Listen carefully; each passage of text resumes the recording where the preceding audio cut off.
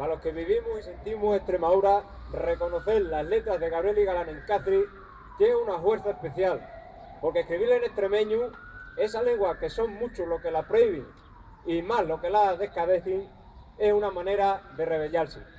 El maestro que escribe arrendando lo que palra el pueblo es vivir en el mismo andal que él, porque no está la soberbia del señorito, que hay que dirigirse en castellano, ni el desprecio del que juzga las lenguas por la fachenda de los subpalrantes.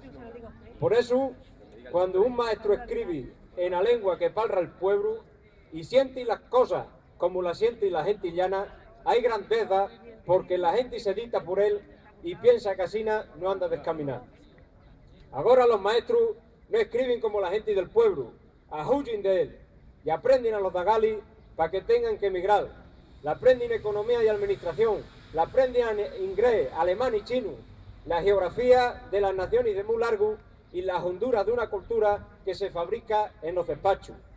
Los maestros de ahora no aprenden a los muchachinos la cultura de la su tierra, porque la cultura de aquí dicen que no sirven para nada. En que hubiera maestros que quieran enseñar la cultura de aquí, ya los emparatarán desde arriba para callarle su voz.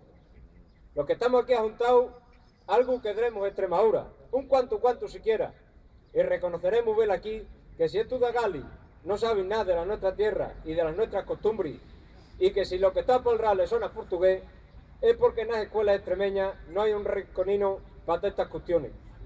Que no haya una asignatura para los críos saber las cosas de Extremadura es condenar la sociedad extremeña al escachinamiento y a la perdición, por escribirla de la su propia tierra, por pasar la vida ignorante de la historia de la su cultura.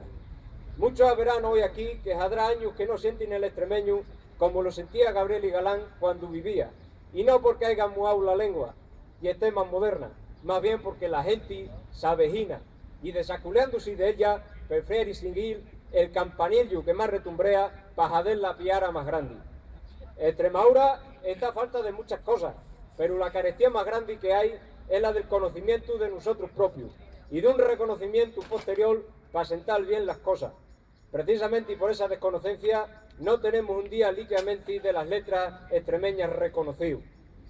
Es que los nuestros escribientes en extremeño, en salimego o en portugués no merecen también un vencijón.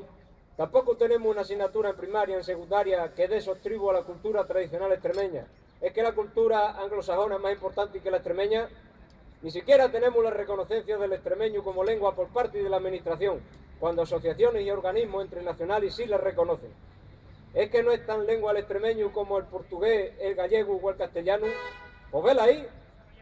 Pero como nos imponen un pensadero, por medio del que semos, más ligero para aprenderlo de afuera que para respetar lo propio, que año que pasa, la transformación de Extremadura se da en prejuicio de lo que es la esencia de la propia Extremadura.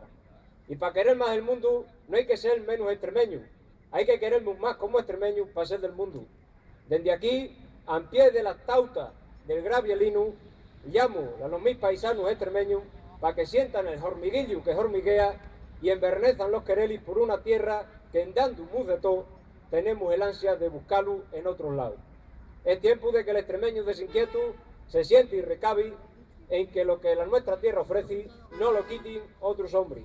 Así que por más que a mucho la duela, ¡viva Extremadura! ¡Viva!